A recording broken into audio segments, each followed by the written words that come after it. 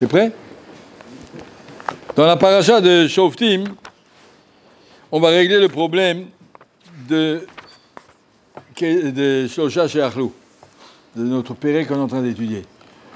Les gens, ils sont en train de se dire, mais qu'est-ce qu'on est en train de se compliquer la vie avec le Rosh Rabbeinu Yonah et Tosot et tout ça. Prends un Mishnah Berurah, même Yalkut Yosef, encore, ça va encore plus vite. Tu regardes et puis c'est fini, c'est réglé. Qu'est-ce que tu t'embrouilles dans des complications qu'on ne sait pas ce qu'ils veulent et ils se coupent les cheveux en quatre. Khalila, je dis de quoi que ça peut avoir l'air dans la tête d'un barreau qui arrive de France, qu'on jette dans des sougiotes compliquées et des petits détails. Mais pourquoi on fait ça? Ça y est, on veut savoir la halakha. Prendre la halakha, c'est bien de savoir l'historique. La paracha de Shoftim nous explique un petit peu le système, comment que la Torah est basée. Paracha de Shoftim, au début de la paracha, Ki yipale mimecha davar la mishpat. Lorsque tu auras un safek dans une halakha, ben dam le dam, ben din le din, ben nega le nega, divrei rivot, bishara, toutes sortes de halakhot qu'il peut y avoir. Un safek entre deux dayanim, entre des personnes, on ne sait pas comment est la halakha. Qu'est-ce qu'il faut faire? Tu te lèveras et tu te dirigeras vers le grand Sanhedrin à Yerushalayim. Tu t'adresseras aux dayanim qui sont de ton époque. Tu feras qu'est-ce qu'ils vont te dire? De cet endroit que Hachem a choisi. Et tu vois comme ils te diront. Selon la Torah, comme ils t'ont expliqué, selon la loi telle qu'ils vont te faire, c'est comme ça tu feras. Ne t'égare pas ni à droite ni à gauche. Voilà en gros ce qui nous concerne. C'est-à-dire que la Torah nous dit qu'il y a des choses qui ne sont pas claires. À travers les générations, comme il dit Rabbi Shimon Bar Yochai, on n'a plus aujourd'hui une seule halakha qui est nette. Chaque chose, on peut dire, oui, mais yeshomrim. Le travail du dayan, c'est de choisir entre tous les yeshomrim. Comment le dayan peut choisir? Je ne sais pas. Et puis il faut mettre, c'est un monsieur, je le connais bien, il est sympa. Ça n'a rien à voir avec ça. Il y a des critères. Comment on fixe la halakha? Alors ici, c'est marqué dans le paracha, comment on fixe? Tu vas aller chez les grands dayanim qui sont au Beth Amikdash. C'est-à-dire, la première condition, c'est-à-dire Anashim Kedoshim, qui sont au Beth Amikdash pour être choisis, d'être rentrés au Grand Sanhedrin, il faut un monsieur qui a beaucoup d'Irat Shamayim, et qui a beaucoup de Torah, et qui a beaucoup de connaissances, et de Nekiyut, des Midot Tovot, qui sait qu'il vit avec les critères de la Torah. Et ces gens-là, tu leur demandes. Et ensemble, ils vont discuter, ils vont arriver à une conclusion. Comme ils vont baser la conclusion, et puis Rabim, la Torah, des fois, la Torah nous dit tu suis le Rov. En tout cas, il n'y a pas d'autre moyen que de s'adresser à des gens qui ont travaillé, qui connaissent la Sugya. Vivre la halakha au niveau élémentaire, sans savoir qu'est-ce qu'il y a derrière, c'est se détacher de toute cette possibilité. La Torah te dit, quand il y a un safek, essaye d'aller chez des gens plus grands. Alors nous, on essaie d'aller. On n'arrivera pas au niveau de devenir Dayanim au Grand Sanhedrin, au niveau où on est à première classe de critères Shlomo. C'est encore loin de Ponovitch. Et Ponovitch est encore très très loin du Sanhedrin d'Yerushalayim. En tout cas, on doit avancer dans cette direction. C'est la direction que la Torah nous indique. Il faut avoir, regardez, une fois il y avait, à la mort de Moshe Rabbeinu, Nishtaku Shlosh Meot halachot. 300 halachot qui ont été oubliés, que les gens ne savaient plus. Par la suite du décès de Moshe Rabbeinu, paf, ça a fait un choc. 300 halachot, dit l'Agmara, qui ont été perdus. Vers Ziran, Otniel ben Kenaz, Bepilpulo. Le demi-frère de Caleb, de Yoshua, de Caleb, demi-frère de Caleb, par un pilpoul, il a réfléchi, il est arrivé, par sa réflexion, ses connaissances, et il est arrivé à trouver les réponses aux 300 questions. Ce qui veut dire que c'est pas qu'Akadosh Baruch Hu leur a offert, vous avez perdu les 300 halachot, je vais vous les rendre. La Torah est donnée, ça y est. Et après, la Torah nous a dit, maintenant, à partir de maintenant, à vous d'aller voir des grands rabbanim qui vous aideront à choisir, qui vous aideront à décider quand vous ne savez pas, qui y parlait, quand tu ne sais pas. Alors, pour devenir un grand rabbanim, pour avancer dans cette direction, il faut connaître le Rosh. et le Rabbeinu Yonah, et le Tosot, et le Maharsho, et peu à peu avancer et connaître. C'est pas que ce qui m'intéresse, c'est que la conclusion. Oui, mais c'est quoi la halakha? Tu n'es pas pompier pour gérer un problème d'urgence. Tu es en train d'essayer de comprendre le pourquoi et le comment de chaque chose. Ça, c'est la Torah qu'on a reçue. Il y avait une fois un tanour chez l'Arnaï. Il raconte qu'il y avait un tanour, un four, qu'on avait une marloquette, c'est tao ou tamé, puisqu'on l'a coupé en rondelles d'une certaine façon. Et donc, il y avait une marloquette.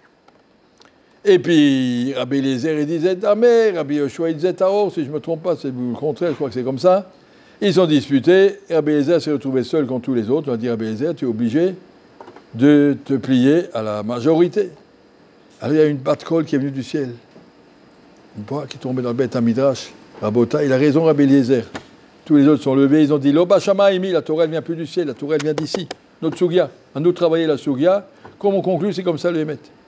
Emet, Meret Itzmar. Il n'y a pas de Emet. Les gens, ils vont dire, mais la Torah, elle veut ça ou elle veut ça? Qu'est-ce qu'elle veut, le Rosh ou Rabbi Noya? Qu'elle décide. Il y a un des deux qui se trompe. Khalila, il ne se trompe pas, ni l'un ni l'autre. Quand j'ai dit une marloquette de Beth Shammai et de Beth Hillel, je ne dis pas d'avance, il y en a un qui s'est trompé et puis je ne sais pas lequel. Les deux, c'est juste. Elou, Ve'elou. Dit vrai, Elohim Chaim, dit l'Agmara. Ce que dit l'un, ce que dit l'autre, c'est la parole d'Hachem. Quand l'Agmara, il y a une Gemara dans ma série de Gittin, il y avait deux rabbanim qui discutaient sur Pélégesh Begiba, pas aucune histoire dans le Tanakh, ils disputaient. Rabbi Yonatan, il s'appelait, et l'autre, il s'appelait Rabbi, je vais m'excuser que j'ai oublié son nom, Rabbi Elazar, je crois, et ils se disputaient, qui c'est? Eviatar, voilà, Rabbi Eviatar, Rabbi Yonatan, qui se disputaient pour le pshat d'un pasouk. Et justement, ils sont sortis, et Rabbi Eviatar, en sortant, il a rencontré Eliyahu Hanavi. Il a dit, oh, Eliyahu Hanavi, qu'est-ce qu'il est en train de faire à Kadosh Baruch Hu maintenant, dis-moi? Alors il a répondu, eh bien, Kadosh Baruch Hu, il étudie la même sugia que vous. Puis les gars, je me giva. Shnaim sheoshvim boskim bat-Torah, shrina kenegdam. Kadosh Baruch Hu aussi va étudier le sugia. Alors dis-moi s'il dit à Kadosh Baruch Hu comme moi ou comme lui. Il lui a répondu, à Kadosh Baruch Hu, il dit, Elazar benikach, ou Eviatar benikach, ou Omer, Yonatan benikach, ou Omer. Kadosh Baruch Hu, il dit, mon fils Eviatar, il dit comme ça le pshat. Et mon fils Yonatan dit comme ça le pshat. Akadosh Baruch Hu a dit, il y a deux pshatim possibles. C'est vous qui avez décidé. Maintenant, comment vous allez faire quand vous déciderez? S'il sera nécessaire de décider, ce sera ça la Torah. Mais il n'y a pas autre chose. Il n'y a pas autre chose. La lacha est fixée ici. Une fois, il y avait une grande marloquette dans le ciel entre Akadosh Baruch Hu et la yeshiva chez le Mala. Vous savez qu'il y a une yeshiva chez le Mala. Le grand yeshiva en haut, il y a le Rajbo, le Ktsot, Rabbi Kivega, ils sont là-bas tous en train de discuter, Raim et tout. Une fois, une grande marloquette, quel est le din d'une sarade qui a poussé en même temps que le cerf là-bas. Je vais vous donner pas ces détails. Est-ce que c'est Tao ou Tamé? Akadosh Baruch Hu est en mer. Tamé, et Bedin Shelma, là on dit Tahor. Miyachria. Le Bedin Shelma, là était en train de se disputer contre Akadosh Baruch Hu. Je signale pour votre culture que le Rambam est posé contre Akadosh Baruch Hu. Oui, il est posé contre Bedin Shelma. Et alors il a demandé Miyachria. Qui va décider entre Akadosh Baruch Hu qui dit un pshat et le Bedin Shelma dit un autre pshat. Alors ils ont dit, Emet Meretissa, la Torah elle est dans ce monde ici. Il faut demander à Rabba Bar Nachmani, qui était Yachid Bedoro, Negaïm, c'était le spécialiste, cette Souya. Il était dans un champ, en train d'étudier, un petit papier qui est tombé du ciel avec la question. Il a regardé, il a dit Tahor. Il a été posé contre Akadosh Baruch Hu. À ce moment-là, sa neshama s'est envolée, Bat-Kol est sorti, il a dit Ashrecha, c'est Yatsa Nishmatra Betaor. Juste pour comprendre, peu importe, c'est un petit peu compliqué toutes ces sugyot, juste pour savoir, le Emet, il est dans les sugyot.